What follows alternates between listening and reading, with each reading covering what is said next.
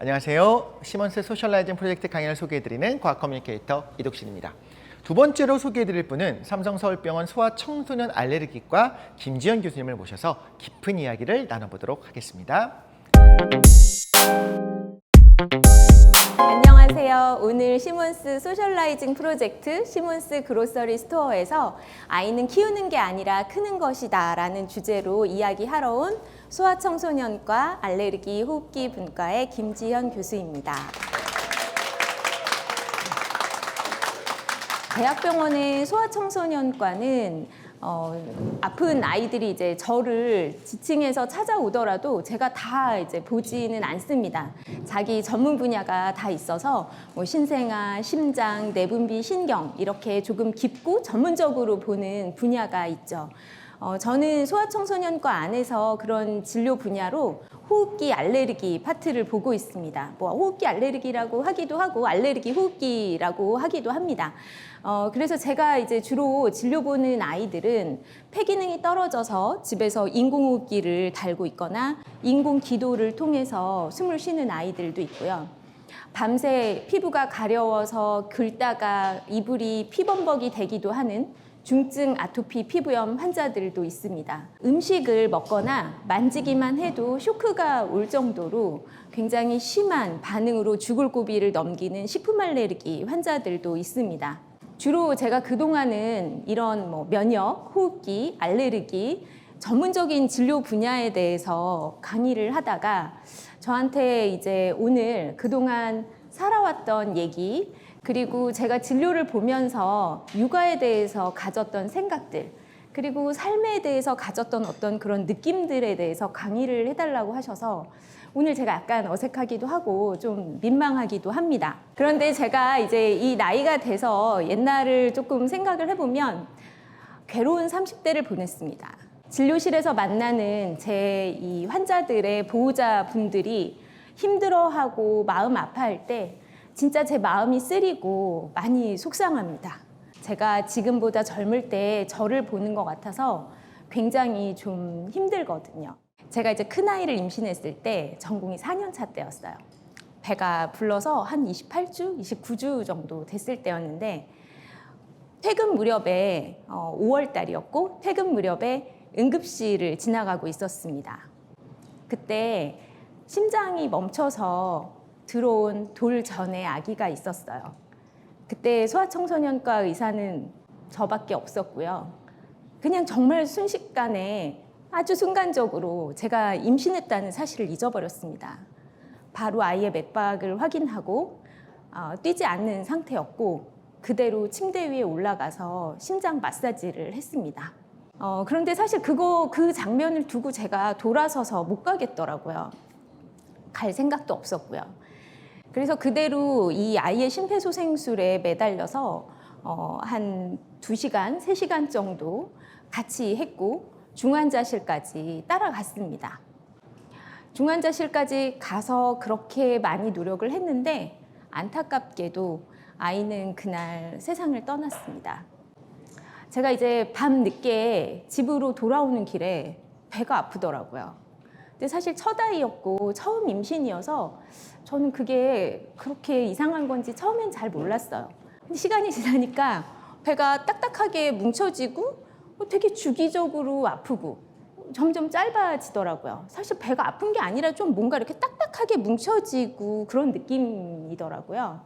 좀 무서운 마음이 들었고 병원에 갔는데 그날부터 조산 진통이 시작됐습니다. 입원을 했고 아이가 이제 진통이 계속 반복이 되어서 시간을 끝나고 끌었는데 아이를 출산을 하고 말았습니다. 예정일보다 제가 일찍 아이를 낳게 되었고 이 아이가 이제 미수가 합병증으로 인공호흡기를 달고 신생아 중환자실에 이제 누워 있었죠. 제가 그동안 이런 아이들의 보호자들한테 어떻게 하라고 설명도 하고 또 좀 예민한 분들은 어떻게 애가 아프다고 저럴 수 있지? 그랬는데 제가 그냥 졸지에 그런 아이의 보호자가 됐어요. 굉장히 힘들었죠. 그리고 나서 이 아이가 퇴원하고도 많이 힘들었습니다. 사실 이제 미숙아들이 이른둥이들이 퇴원하고 나서도 호흡기 문제가 반복되는 경우들이 많이 있고 발달 지연도 있어서 굉장히 괴로운 시간을 많이 보냈어요. 그냥 그때 내가 왜 그런 선택을 했을까? 사실 또 그런 상황이 와도 그렇게 할 것 같기는 한데 그래도 좀 자책하게 되고 내 아이의 그런 힘든 문제가 엄마인 나 때문인 것 같다는 생각이 되게 많이 들었거든요. 애는 아프죠. 발달도 잘 안 되죠. 그런데 사실 뭐 어찌 해서 둘째를 가져서 둘째 아이는 어리고 일을 하면서 또 아이를 키우는 그 일이 굉장히 버겁고 힘들었어요. 지금도 지하 강당에 그 화장실 옆을 지나가면서 제가 마음이 많이 쓰린데요. 왜냐하면 거기 마지막 칸에 제가 이틀에 한 번씩 울던 때가 있어요. 근데 제가 엄마들을 만나서 엄마 너무 힘드셨죠? 이렇게 얘기하면 엄마들이 막 우세요. 저도 저 지하 화장실에서 맨날 울었어요. 그렇게 얘기하면 갑자기 막 울던 엄마들이 눈이 막 반짝반짝해지면서 아 정말요? 교수님도 진짜 그렇게 힘드셨어요? 이렇게 얘기를 하세요. 저도 그런 일을 겪었다는 것 자체가 부모님들한테는 굉장히 위안이 되는 것 같아요. 제가 지금 의사 생활을 하는 데 있어서 아주 소중한 밑거름이 되는 일이었다라고 생각을 합니다. 저만 힘든 건 아니고요. 모든 아이들이 다 아프면서 큽니다. 하나도 안 아프고 하나도 속 안 썩이고 크는 애는 하나도 없어요. 제가 보기에는 세상의 모든 부모가 육아를 하면서는 마음도 졸이고 걱정도 합니다. 그래서 고민과 걱정의 연속, 그게 바로 육아다. 제가 이렇게 엄마들한테 많이 얘기를 하거든요. 사실은 알면서도 죄책감은 늘 엄마를 따라다녀요. 그쵸? 아이가 뭐만 조금만 잘못해도 내가 그거 안 해줘서 그런 것 같고 애가 조금만 아파도 그때 내가 이것만 해줬으면 애가 안 아팠을 것 같은데 모든 게 다 자기 탓인 것 같아요. 어떨 때는 아기를 임신한 그 순간부터 내가 얘를 아주 완벽하게 키워내야 되겠다는 그런 몸 안에 신호가 막 작동하는 것 같다는 생각이 들기도 해요. 제가 얼마 전에 한 몇 년 전에 인터넷에 어떤 글을 보고 좀 깜짝 놀랐던 적이 있는데요. 어떤 이 임산부가 이제 글을 올렸더라고요. 뱃속에 아기가 손가락이 6개인데 지워야 될까요? 이렇게 글을 올리셨어요.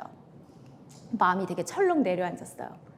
저는 사실 손가락이 6개는 아닌데 발가락이 6개로 태어났거든요. 다지합지증이라고 해서 발가락이 6개고 그중에 2개가 아주 못생기게 뭉쳐져 있는 채로 제가 태어났습니다. 저희 엄마도 어렸을 때 제가 아주 아기 때 그걸 보고 너무 무섭고 놀랐고 자기 탓인 것 같았다고 하셨어요. 근데 사실 제가 아주 어릴 때 뭐 꽤 클 때까지는 집이 그렇게 부유하지가 않았습니다. 사실 부유하지 않았다는 표현은 맞지 않는 것 같고요. 잘 못 살았어요. 제가 이 발 때문에 수술을 되게 여러 번 했는데 저희 엄마가 결혼 반지를 파셨습니다.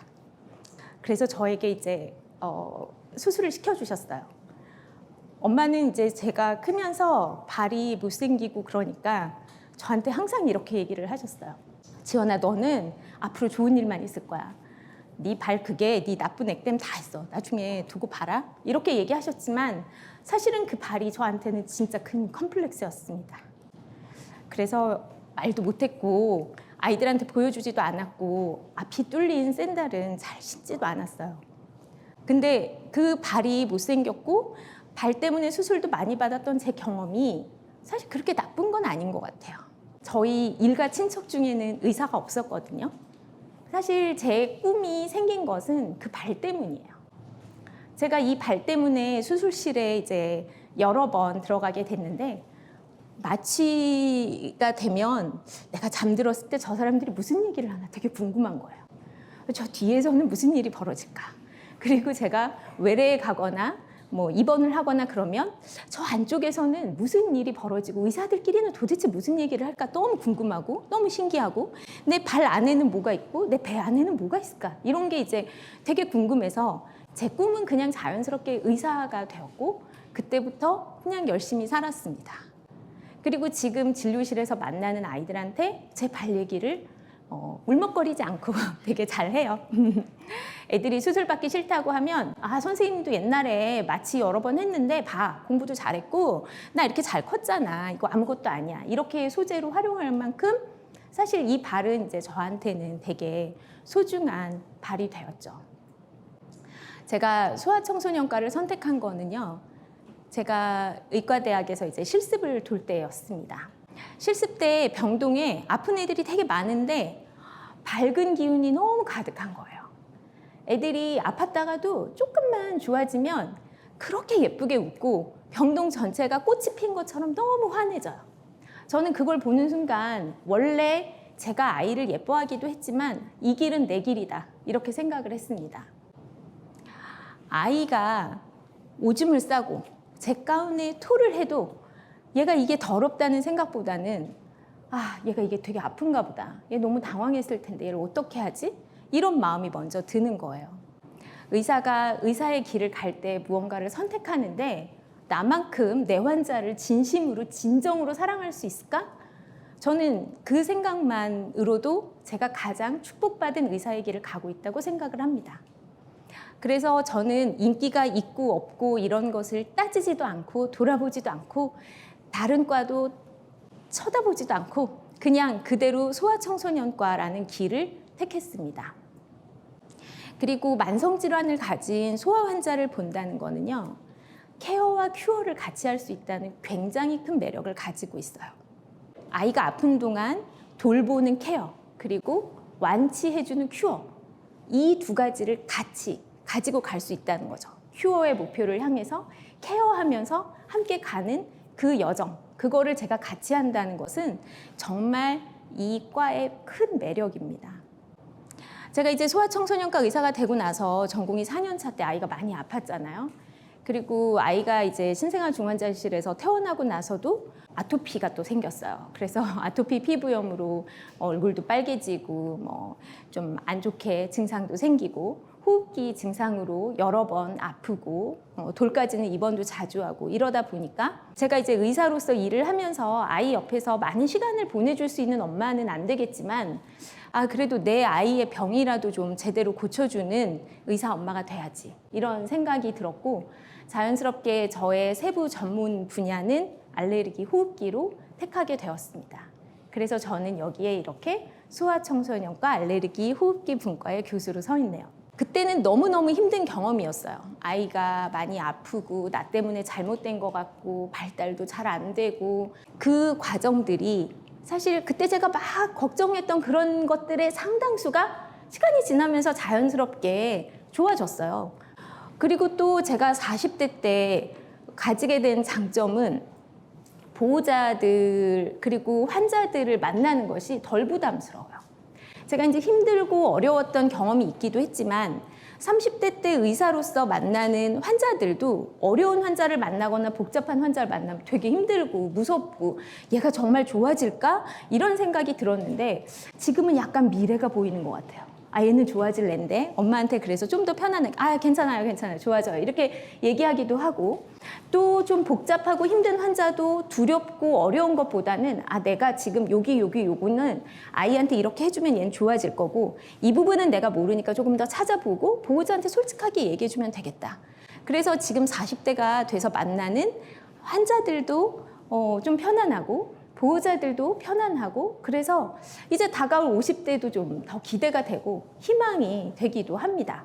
사실 우리가 아이를 키운다고 하잖아요. 저 아이 키우느라 너무 힘들어요. 아이 키우고 있어요. 이렇게 얘기하지만 제가 보기에 아이는 키우는 게 아니고 자기가 크는 거예요.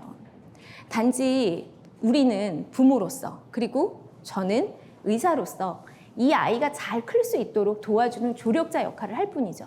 지원해주고 도와주는 역할을 하는 것이라고 생각을 해야지 이 아이를 잘 키워서 완벽하게 만들려고 하는 생각 자체가 제가 보기에는 오류가 있다 이런 생각이 듭니다. 또 앞에 내가 뭔가 잘못한 것 같다는 생각이 들더라도 죄책감을 가지기보다는 지금 내가 이 상황에서 아이한테 미래를 위해서 해줄 수 있는 가장 합리적이고 논리적인 것이 무엇인지를 찾는 게 사실은 중요하죠. 부모 마음이 불안하면요 지갑만 열려요. 지금 인터넷 그 포털 사이트에 아토피 쳐보세요. 얼마나 많은 사람들이 우리의 지갑을 노리고 물건을 팔으려고 이상한 용하다는 거를 시키고 있나요? 그런데 사실 불안한 마음이 있으면 그게 다 되게 혹하고 뭔가 그거를 사서 내 아이한테 해줘야 될 것 같거든요. 사교육 시장도 마찬가지입니다. 애기 데리고 레테라고 하죠. 레벨 테스트 받으러 가보세요. 일단 만난 여러 실장님들이 어머니 왜 이제 오셨어요? 이 집에는 지금 이만큼 했는데 이때 큰일 났어요. 이거 얘는 지금 중학교 가고 고등학교 가면은 이거 다른 애들 다 하고 있는데 난리가 나요. 그러면 자기도 모르게 어느새 지갑이 열리고 되게 여러 개 강좌를 등록하고 있는 자신을 발견하게 돼요. 사실 부모 마음이 불안할수록 내 아이를 굉장히 힘들게 만드는 그런 상황에 놓이게 하는 경우가 굉장히 많습니다. 그래서 우리는 사실 불안하지 않은 부모는 없어요. 힘들지 않은 부모는 없거든요. 하지만 마음은 항상 씩씩해야 됩니다. 그래야 이 특별하고 귀한 아이를 아주 잘 키울 수가 있어요. 물론 시간이 지나면서 좋아질 거라고 생각을 하더라도 완벽하게 키우려고 하다 보면 어느 순간 되게 화가 나거든요. 애한테 되게 매달리고 집착하고 완벽하게 하려고 하는 그 상황 속에서 내가 이렇게 힘들게 했는데 얘가 어떻게 내 마음을 이렇게 몰라줄까? 얘는 왜 이거밖에 못할까? 화가 나요. 아무리 숨기려고 해도 애는 귀신같이 알아봅니다. 왜냐?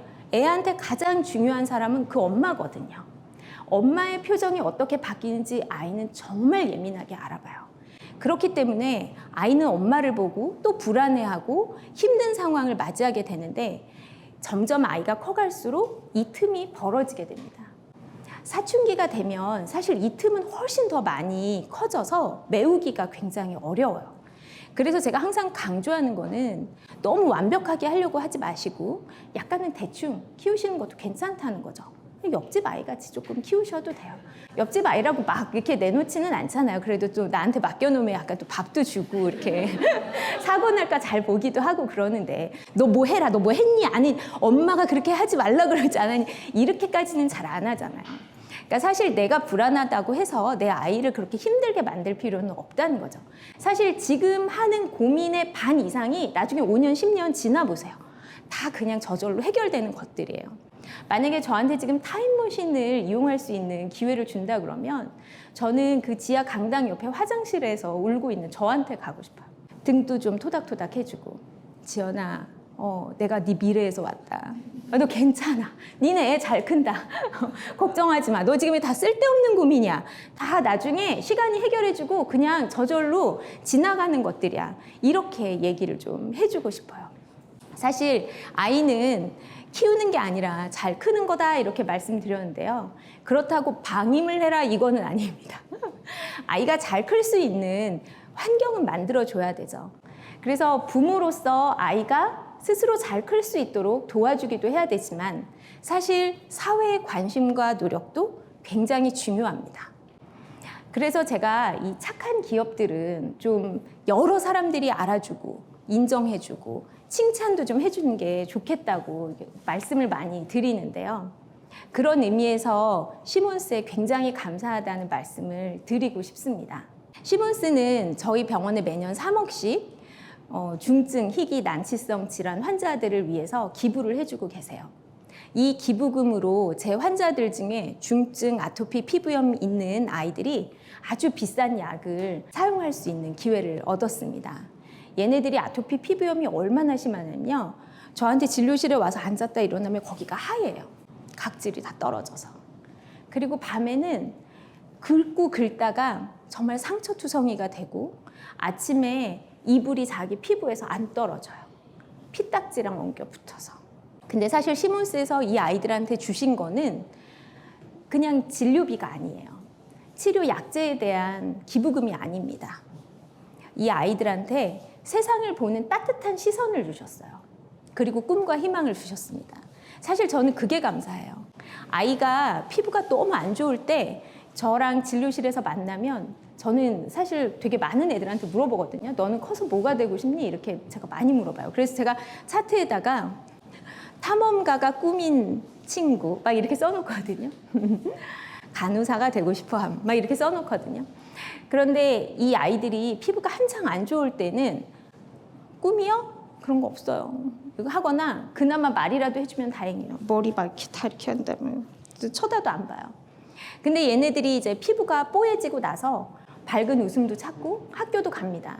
그리고 제가 넌 꿈이 뭐니? 이렇게 물어보면 저도 의사가 돼서 선생님한테 와서 배우려고요. 이렇게 얘기하기도 하고, 저 간호사가 돼서 지난번에 그 약 주사하는 거 그거 저도 한번 해보려고요. 이렇게 얘기하기도 하고요.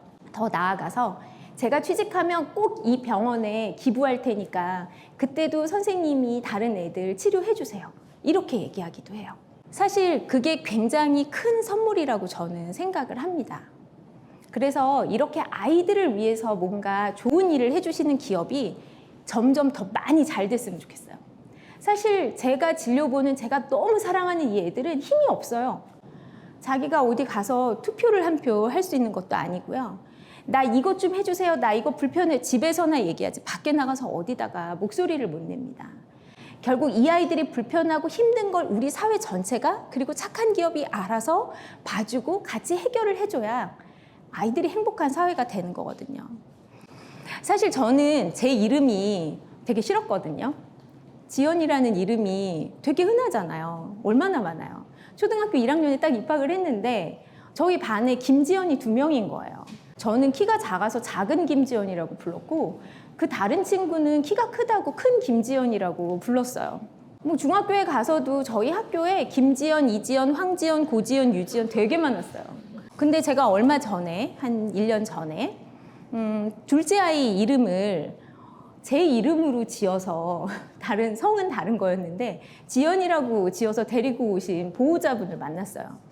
큰아이가 이제 알레르기로 저하고 조금 길게 같이 봤었는데 그때 그 저한테 느꼈던 따뜻함 그리고 받았던 도움 이런 게 굉장히 크게 느껴지셨대요. 그래서 둘째 아이를 낳고 어떤 이름으로 지을까 하다가 엄마 아빠가 제가 생각이 나서 남들한테 이렇게 따뜻하게 도움을 주는 사람이 되라 이런 의미로 제가 그토록 싫어하는 제 이름을 거기다가 붙여가지고 데리고 오셨더라고요. 의사가 부모와 가족과 사회에 줄 수 있는 영향이 제가 생각한 것보다 훨씬 더 크다는 거죠. 제가 이런 마음을 좀 담아서 최근에 김지연 교수가 알려주는 아토피와 알레르기의 모든 것이라는 책을 냈는데요. 이 책 안에 이제 그동안 제가 개인적으로 경험했던 것 그리고 쓸데없는 거 안 해도 되고 요 책에 있는 것만 하면 이게 모든 것이다 라는 의미로 아토피 관리와 알레르기 관리에 대한 내용을 이제 정리해서 책을 냈어요. 사실 따뜻하게 부모님을 대하고 공감하는 것은 굉장히 중요하긴 한데 사실 저는 그게 제일 중요한 건 아니라고 생각해요. 제가 의사로서 가져야 되는 가장 제1의 덕목은 냉철한 판단력입니다. 저는 아주 차가워야 되고요. 냉정하고 논리적이고 합리적으로 지금 내가 사랑하는 내가 만난 이 아이한테 가장 중요하고 필요한 치료가 무엇인가를 생각해서 좀 제가 덜 재수없게 잔소리를 하는 게 제가 해야 될 일입니다. 그래서 제가 아는 것을 부모님한테도 그대로 전달하고 부모님이 아는 것을 행동으로 옮길 수 있고 우리가 터놓고 얘기해서 진료 계획을 명확하게 잡는 게 사실은 되게 중요한 거죠.